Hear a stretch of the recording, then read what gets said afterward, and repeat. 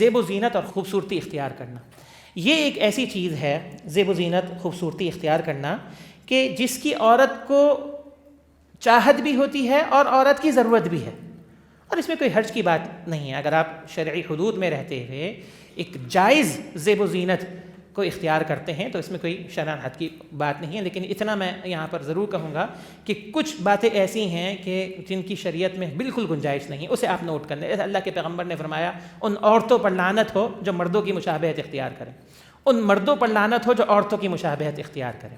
یہ مشابہت خاص طور پہ وضاقتہ کے تعلق سے، لباس کے تعلق سے، وضاقتہ کے تعلق سے۔ آج مردوں کا اور عورتوں کا جو لباس ہے ایلیٹ کلاس کے اندر، جو کلاس ہمارے معاشرے کے اندر جیسے کہہ لیں کہ ایک تاثیر رکھتی ہے، اس میں کوئی فرق نہیں رہا لباس کے اندر۔ پھر رہن سہن کے اندر، میل ملاپ میں، ملاقات میں، آر جار کے جو معاملات ہیں، دوستیاں ہیں، تعلقات ہیں، کوئی فرق نہیں، ٹھیک ہے۔ تو یہ کیا ہے؟ ایک شرعی حد ہے زیب و زینت کے حوالے سے۔ پھر دوسری بات یہ ہے کہ زیب و زینت ایک عورت شادی سے پہلے اس کی ایک صورت مختلف ہے اور شادی کے بعد مختلف ہے۔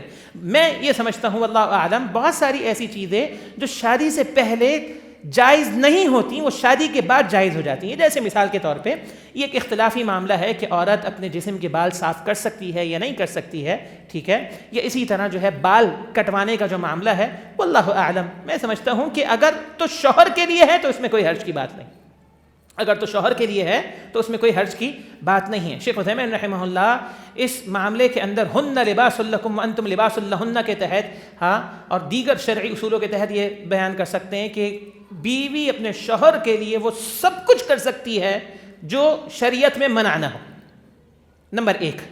نمبر 2، اس میں اغیار اور کفار کی مشابہت نہ ہو۔ آ رہی بات سمجھ میں؟ اس میں اغیار کفار کی مشابہت نہ ہو، وہ منع نہ ہو، شریعت کے اندر حرام اور ناجائز نہ ہو۔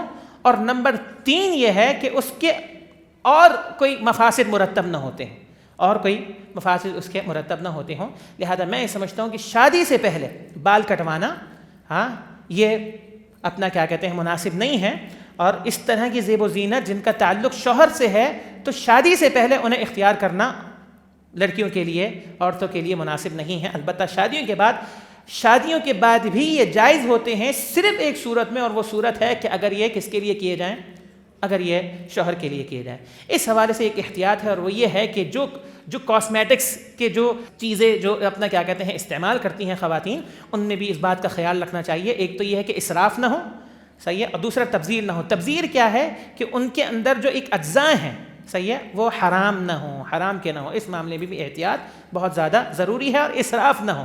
اسراف نہ ہو کہ جی ہر ہفتے بیوٹی پارلر جا رہی ہیں، آ رہی بات سمجھ میں، اور جو ہے وہ اس کے اندر جو ہے وہ مخیلہ بھی نہیں ہونا چاہیے، جس طرح اللہ کے پیغمبر نے فرمایا۔ یہ بہت حساس بات ہے، خواتین بہت توجہ کریں اس تعلق سے۔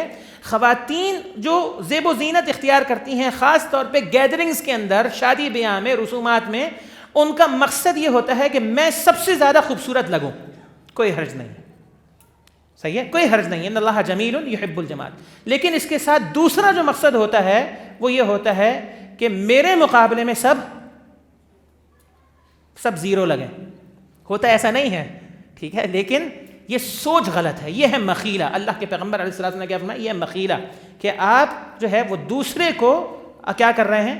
حقیر سمجھ رہے ہیں، اور ایسی زیب و زینت اختیار کر رہے ہیں اس وجہ سے کہ آپ دوسرے کی حقارت کو جو ہے وہ ثابت کریں، اس کو ڈی گریڈ کریں کسی بھی تعلق سے۔